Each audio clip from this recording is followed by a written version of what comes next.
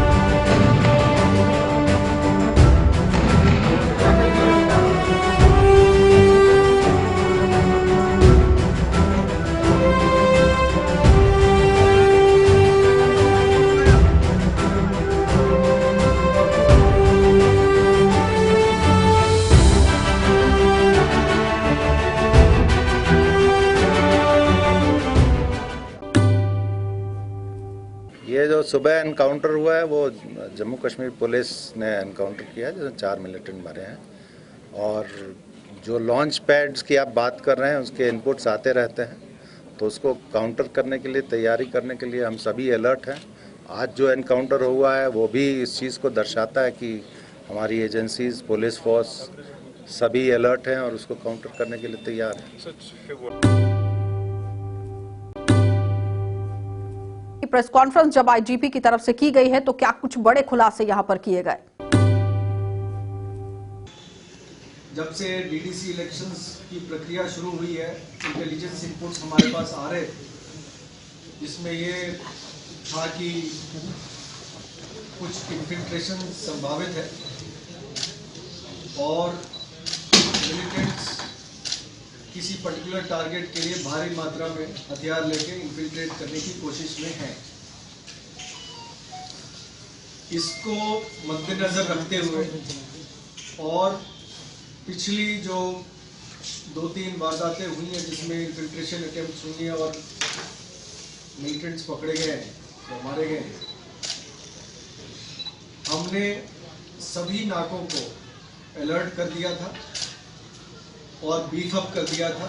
सभी नाकों पे कंपोजिट स्ट्रेंथ ऑफ पुलिस और सीआरपीएफ मौजूद थी।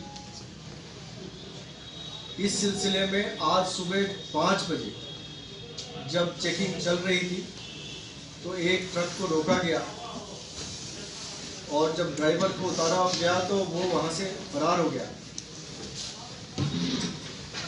शक जब हुई तो जो ट्रक था उसकी तलाशी ली गई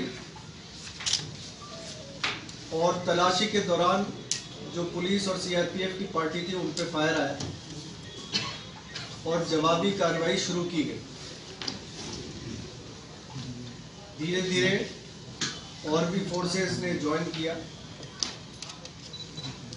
और लोकल वहां की आर्मी यूनिट ने भी हमारा साथ दिया। एनकाउंटर तकरीबन 3 घंटे तक चला, जिसपे हम पर काफ़ी भारी मात्रा में एम्युनिशन फायर किए गए, ग्रेनेड्स फेंके गए। 2 पुलिस के कांस्टेबल्स हमारे जख्मी हुए हैं जो अभी आउट ऑफ डेंजर है। एनकाउंटर के दौरान 4 आतंकवादी मारे गए। इनकी शिनाख्त अभी नहीं हो पाई है। इन चारों आतंकवादियों से बहुत भारी मात्रा में असला बारूद बरामद हुआ है। तो आपने देखा कि आईजी का क्या कुछ कहना था, किस तरह से वो कहते हुए नजर आ रहे हैं कि सांबा के अंदर से ये इन्फिल्ट्रेशन जो है वो हो सकती है, इसकी अंदाजे जो है वो लगाए जा रहे हैं। लेकिन इससे पहले भी अगर हम देखें कि 31 जनवरी को भी किस तरह से घुसपैठ करने की कोशिश की गई थी, लेकिन उन्हें भी ढेर कर दिया गया था। और आज फिर से जम्मू कश्मीर पुलिस और हमारे जवानों को, सुरक्षा बलों को बड़ी कामयाबी यहां पर हाथ लगी है। चलिए अब आपको कश्मीर लिए चलेंगे और जम्मू कश्मीर की सियासत से भी आपको रूबरू करवाना बहुत जरूरी है, क्योंकि जम्मू कश्मीर के अंदर सियासत अब चरम पर दिख रही है। क्योंकि डीडीसी चुनाव है और डीडीसी चुनावों को मद्देनजर रखते हुए ही सुरक्षा व्यवस्था कड़ी कर दी गई है। जिस तरह से आज आतंकवादी गतिविधियां भी देखी गई हैं, डीडीसी चुनावों में खलल डालने की ये कोशिश आतंकवादियों की आज नकारा कर दी गई है। लेकिन सियासत में किस तरह से घमासान मचा हुआ है, ये भी देखने वाली बात है। क्योंकि गुपकार डिक्लेरेशन अपना काम करता जा रहा है, कांग्रेस पार्टी भी गुपकार डिक्लेरेशन के साथ मिलती हुई नजर आ रही है। लेकिन एकमात्र पार्टी अगर कोई विपरीत दिशा में चल रही है तो वो है भारतीय जनता पार्टी। और भारतीय जनता पार्टी ने अपने सारे नेताओं को इसके बीच में लगा दिया है कि किस तरह से कवायद उन्होंने चलानी है, किस तरह से भारतीय जनता पार्टी ने अपनी रणनीति बनानी है। उसी को मद्देनजर रखते हुए अपने नेताओं को आज जम्मू कश्मीर की सरजमीं पर उतारा गया। यानी कि आज तीसरी बार यहां पर मुख्तार अब्बास नकवी को देखा गया है।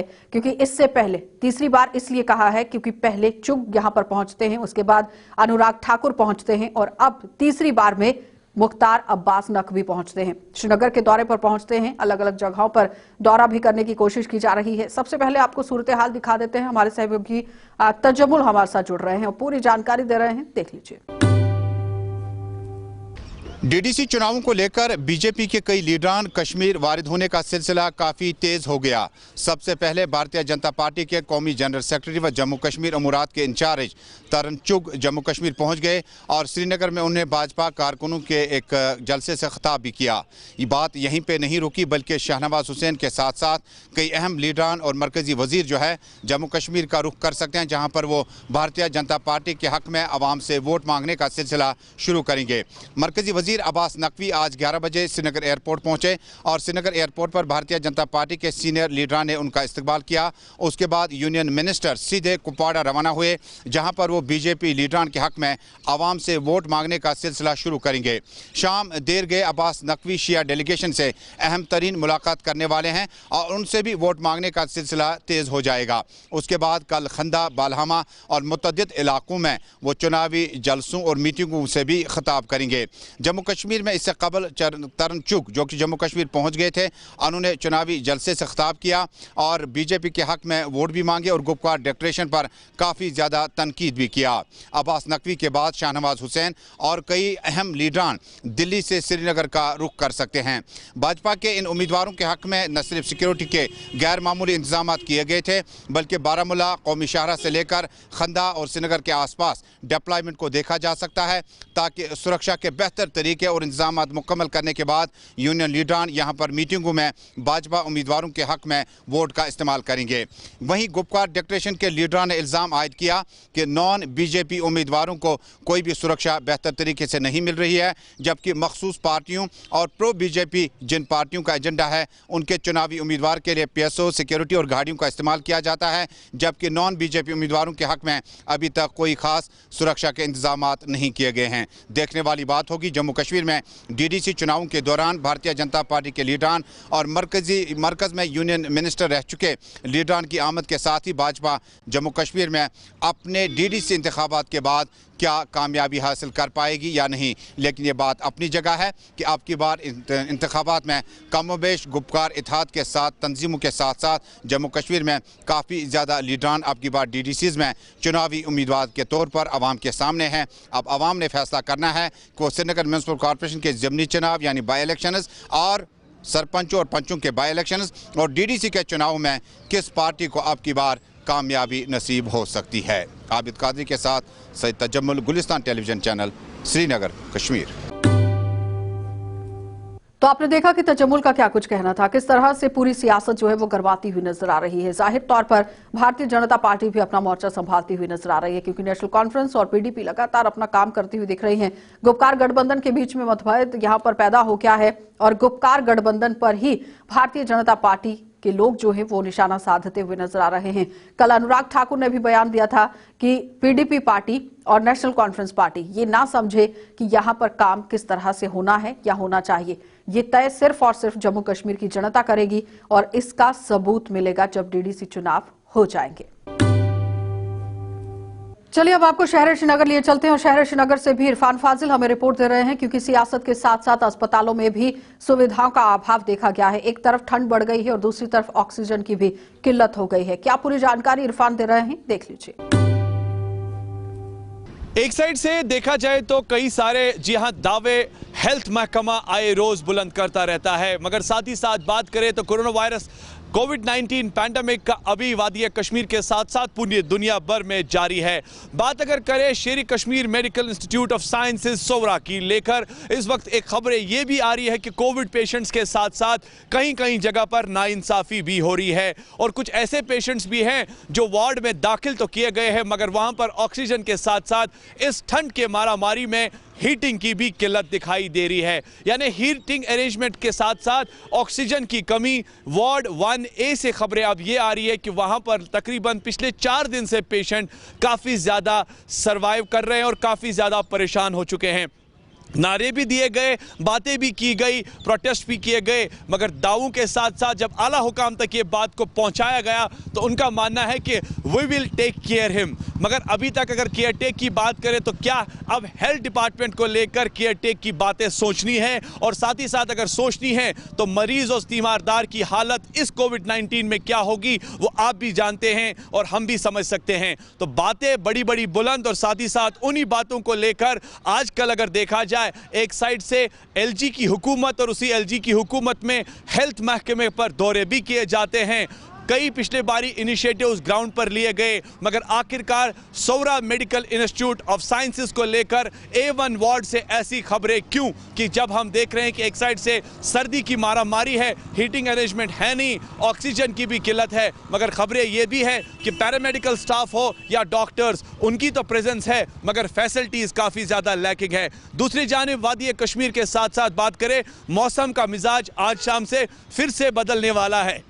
खबरें मेट्रोलॉजिकल डिपार्टमेंट से आ रही है कि आज शाम से बारिश और बर्फबारी का सिलसिला फिर से शुरू होगा, जिसका असर 23-24 नवंबर तक रहेगा। और सुनने में ये भी आया है कि एंडिंग नवंबर तक ज़्यादा बर्फबारी नहीं होगी, मगर कह सकते हैं कि ठंड में इजाफा बढ़ेगा, वो भी आज शाम से लेकर। तो एडवाइजरी नेशनल हाईवे या साथ साथ कौमी शाहरा, मुगल शाहरा या पीर पंजाल ये बताई ज़रूर जारी है कि अगर ट्रैफिक के हवाले से बात करें तो ख्याल रखना ज़रूरी है, बात को कंफर्म करना ज़रूरी है, ट्रैफिक हुकाम से कंफर्मेशन के बाद ही ट्रैवल करें।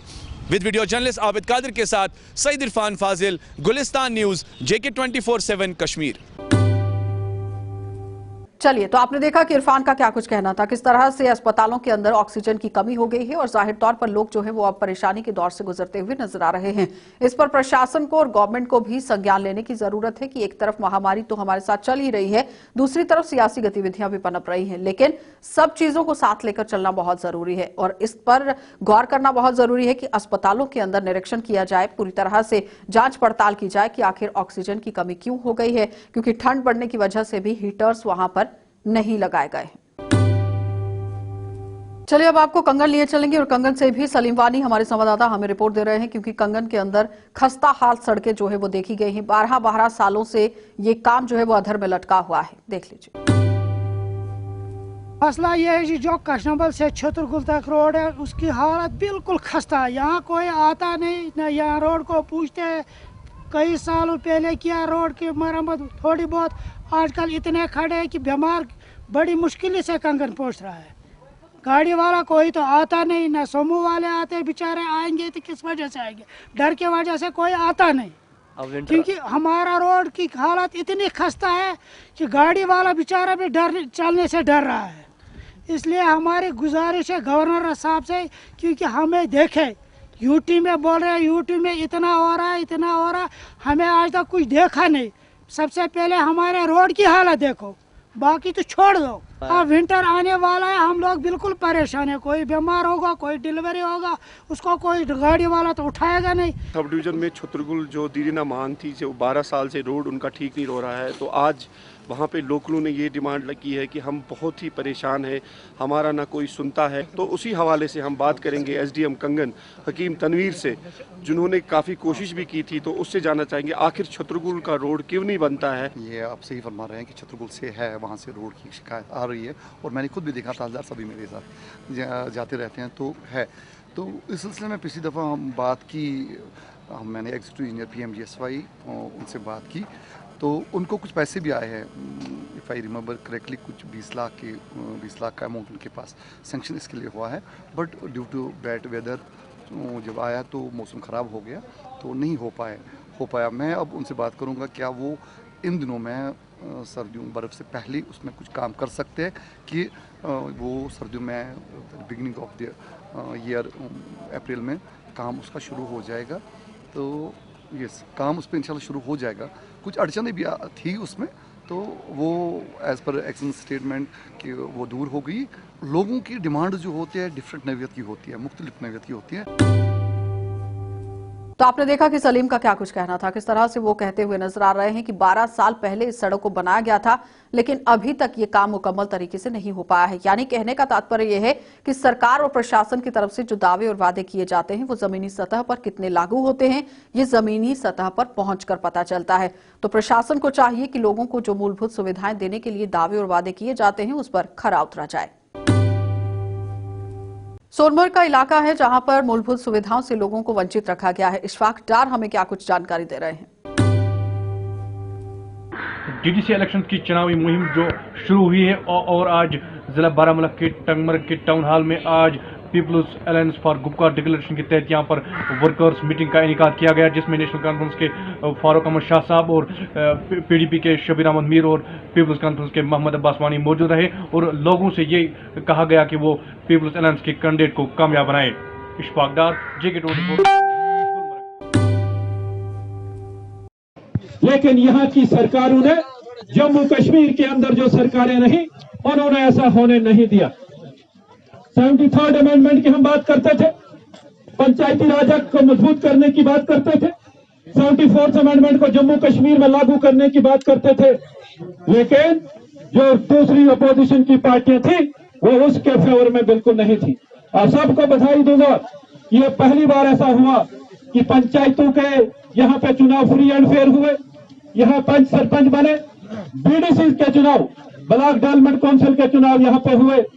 उस वक्त जब वो चुनाव हुए, मैं पूछना चाहूंगा कांग्रेस के लोगों को, NC के लोगों को, हम धन्यवाद करेंगे प्रधानमंत्री जी का।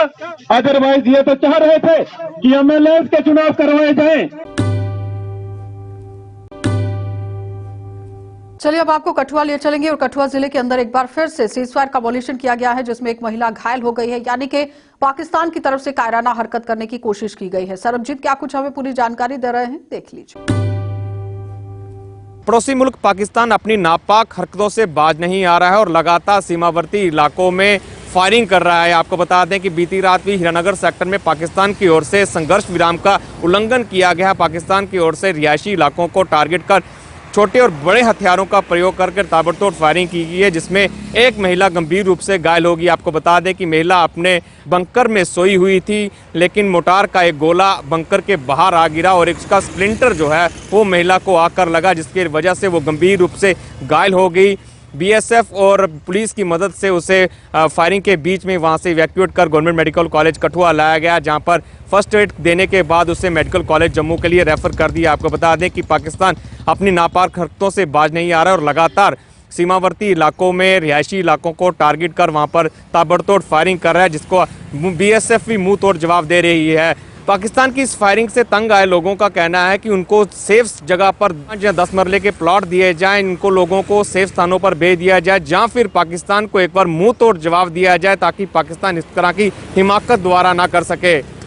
हीरानगर सेक्टर से वीडियो जर्नलिस्ट कुलदीप चौधरी के साथ सरबजीत सिंह, JK24 न्यूज के लिए।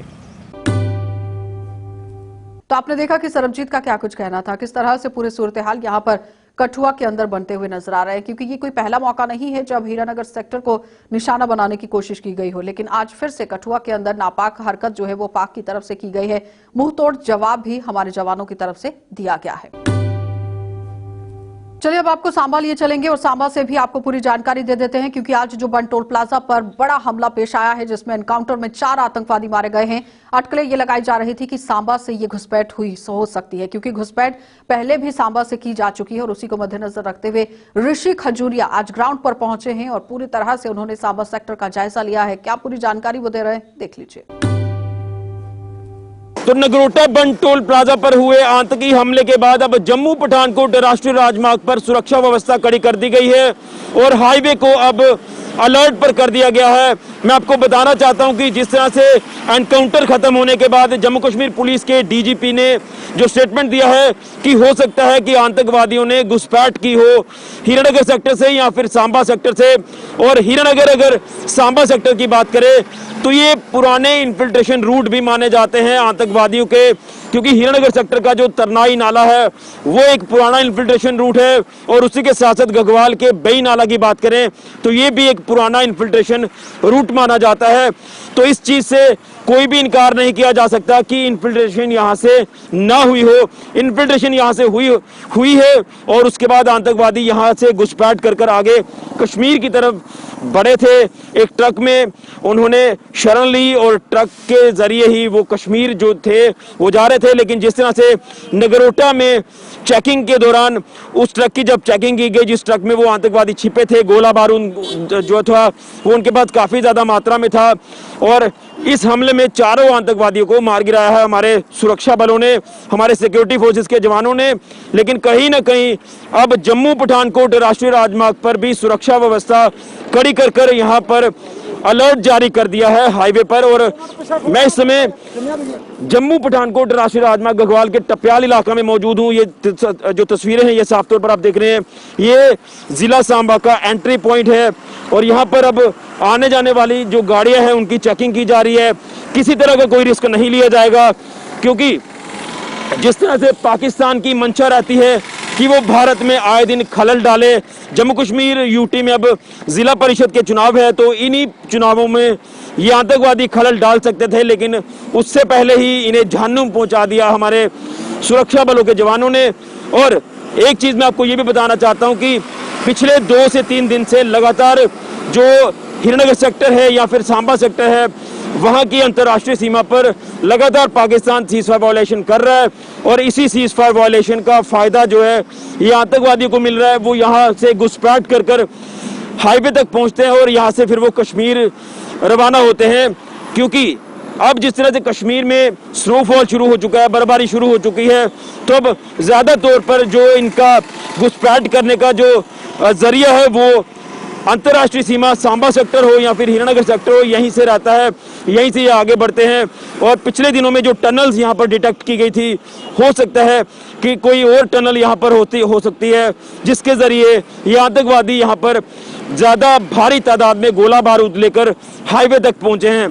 तो इन चीजों से इनकार नहीं किया जा सकता और अब ये इसको लेकर इन्वेस्टिगेशन भी अब बड़े स्तर पर की जाएगी कि आखिर कहां से ये घुसपैठ हुई है आतंकवादियों की, जो ये आतंकवादी कश्मीर रवाना हो रहे थे। और यहाँ पर हर गाड़ी की अब चेकिंग जो वो हाईवे पर की जा रही है, हर गाड़ी की चेकिंग करके उसे आगे भेजा जा रहा है। और ज्यादा तौर पर जो गाड़ियां ये जो ट्रक आप देख रहे हैं ये कश्मीर जाने वाले ट्रक हैं और कश्मीर जाने वाले ट्रक जो हैं उनकी चेकिंग अब की जा रही है।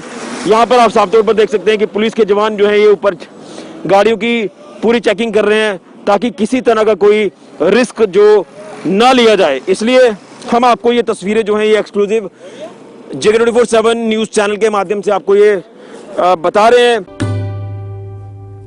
तो आपने देखा कि ऋषि का क्या कुछ कहना था, किस तरह से सूरत हाल जो है वो सांबा के अंदर भी बने हुए हैं।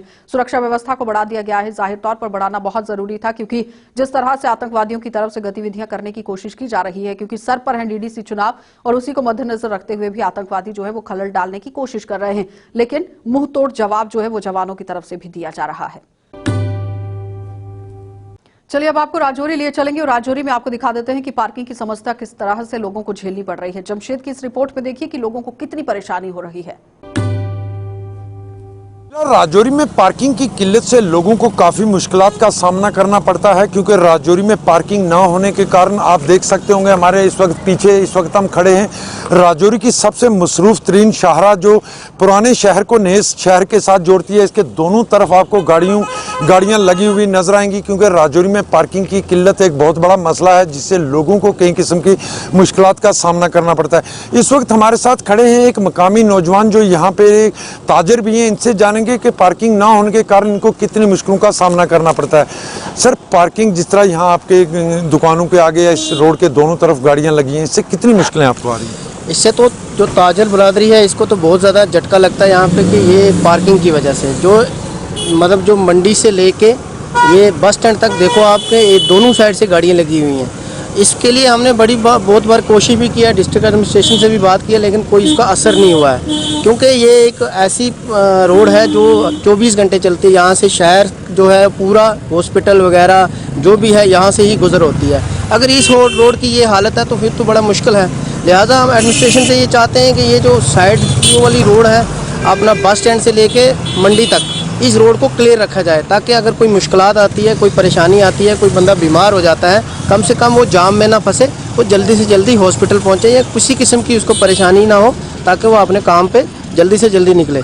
और सबसे बड़ी बात यह है कि जो हम यहाँ पे दुकानदार हैं, दुकानदार भी इस चीज़ से बड़े परेशान हैं, यही पार्किंग की वजह से, क्योंकि हमारी जो हमें सुबह माल अगर अनलोड करना हो या कोई भी स्टॉक किसी को देना हो तो हमारे लिए पार्किंग सबसे बड़ा इशू है।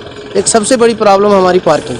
ये थे हमारे साथ एक मकामी, जिस तरह हमने आपको बताया कि सबसे मसरूफ तरीन शाहरा है जिस पर हम इस वक्त खड़े हैं, जो पुराने शहर को नए शहर के साथ भी जोड़ती है, और हॉस्पिटल हो या डीसी ऑफिस हो इसी रास्ते से होके जाना पड़ता है, जिसके दोनों तरफ आप देख रहे होंगे कि कितनी बड़ी तादाद में गाड़ियां रोजाना पार्क की जाती हैं, जिससे आए दिनों इस रोड पर जाम भी लगते हैं और लोगों को भी काफ़ी मुश्किलात का सामना करना पड़ता है। राजौरी में पिछले कई अरसा से पार्किंग की मांग की जा रही है, क्योंकि राजौरी में पार्किंग ना होने के कारण इस तरह के मंजर जगह जगह राजौरी में आपको देखने को मिलेंगे। राहुल सूदन के साथ जमशेद मलिक, गुलिस्तान न्यूज, राजौरी। तो आपने देखा कि जमशेद का क्या कुछ कहना था, किस तरह से वो कहते हुए नजर आ रहे हैं कि पार्किंग की सुविधा होनी चाहिए, लेकिन लोगों को पार्किंग की सुविधा ना होने की वजह से काफी परेशानियां झेलनी पड़ रही हैं, क्योंकि पूरा रश जो है वो बाजार में हो जाता है और गाड़ियां गलत तरीके से पार्क जो है वो की जाती है। तो सरकार को और प्रशासन को चाहिए कि यहाँ पर पार्किंग की व्यवस्था जल्द से जल्द की जाए। बात करने के लिए मौजूद है हनीफा जान, नेशनल कॉन्फ्रेंस के डिस्ट्रिक्ट कारगिल के प्रेसिडेंट। हनीफा जान साहब, क्या समझे, एक तरफ से आइडियोलॉजी अलग और दूसरी जानिब काउंसिल में एनसी और बीजेपी सत्ता में? देखिए, आइडियोलॉजी के लिहाज से क्लियर है कि हम जो है नेशनल कॉन्फ्रेंस करगिल यूनिट अपने कायद डॉक्टर फारूक अब्दुल्ला साहब की क़यादत में जो पार्टी जम्मू कश्मीर में चल रहे हैं, हमारा आइडियोलॉजी वही है, पार्टी का आइडियोलॉजी है, और उसके अलावा हमारे एजेंडाज भी वही हैं। अगर आप पार्टी लेवल पे, क्योंकि करगिल में आल पार्टी जो है एक अलायंस यहाँ पे बने हैं जिसमें मजहबी जमात, सियासी और समाजी सारे इन पर मुश्तमिल एक करगिल डेमोक्रेटिक अलायंस यहाँ पे बने हैं। तो इस अलायंस का भी अपना एक एजेंडा है, अपना 2 पॉइंट एजेंडे को लेके हम लोग पब्लिक में भी गया है, और आने वाले दिनों में चाहे गवर्नमेंट लेवल पर हो चाहे किसी से भी बातचीत करने हो, हम इसी 2 एजेंडे को लेके हम आगे जाके हम इनके साथ बात करेंगे। इसके अलावा अगर पार्टी लेवल का आप अगर एजेंडा और इनका आइडियोलॉजी देखें, हमारा वही एजेंडा और वही आइडियोलॉजी है जो हमारे कायदीन, जो हमारे ये पार्टी के जो हाईकमांड है, उनका जो आइडियोलॉजी है, उनका जो एजेंडा है, हम उनके साथ बिल्कुल कंधे से कंधे मिला के जो है हम उनके साथ हैं। उसके साथ ही आपको लिए चलेंगे जम्मू, और एक बार फिर से आपको दिखाना चाहेंगे कि किस तरह से पूरे सूरत हाल जो है वो यहाँ पर बने हुए हैं। राजनीतिक प्रतिक्रियाएं इस पर अलग अलग तरीके से आई हैं, क्योंकि इस वक्त यहाँ सियासी घमासान चल रहा है, लेकिन उन सब को छोड़कर एकजुट होकर और एक ही सुर बोलते हुए ये सारे लोग नजर आए हैं। देख लीजिए। सेना ने और पुलिस ने पाकिस्तान की इस साजिश को विफल करके जम्मू कश्मीर की जनता की रक्षा की है। पाकिस्तान जम्मू कश्मीर को लहूलुहान करने की साजिश कर रहा है। पाकिस्तान की साजिश है कि जम्मू कश्मीर में जो जिला परिषद के चुनाव होने वाले हैं उसमें खून खराबा किया जाए, खलल डाला जाए, लेकिन पाकिस्तान की किसी भी साजिश को हम कभी पूरा नहीं होने देंगे। चुन चुन कर आतंकवादियों का सफाया करेंगे। सेना और जम्मू कश्मीर पुलिस के जांबाज वीरों को पूरा देश सलूट करता है, जिन्होंने पाकिस्तान की इस बड़ी साजिश को विफल कर दिया है। भाजपा सरकार आतंकवाद के ऊपर अंकुश लगाने में पूरी तरीके से असफल हुई है और ये बात साबित होती है कि जितनी वारदातें पिछले कुछ अरसा में हुई हैं जम्मू कश्मीर के अंदर, वो बहुत ही चिंता का विषय है। कश्मीर के अंदर सैनिक मारे जा रहे हैं, पुलिस वाले मारे जा रहे हैं, पॉलिटिकल लोग मारे जा रहे हैं, सिविलियंस मारे जा रहे हैं। बॉर्डर्स के ऊपर आए दिन पाकिस्तान की फायरिंग हो रही है। आज जिस तरीके से नगरोटा में भी ये एक एनकाउंटर हुआ है जिसमें कुछ आतंकवादी मारे गए हैं और कुछ पुलिस के लोग जो हैं वो जख्मी हुए हैं, ये बहुत ही निंदनीय है। आप देखते रहिए कार्यक्रम।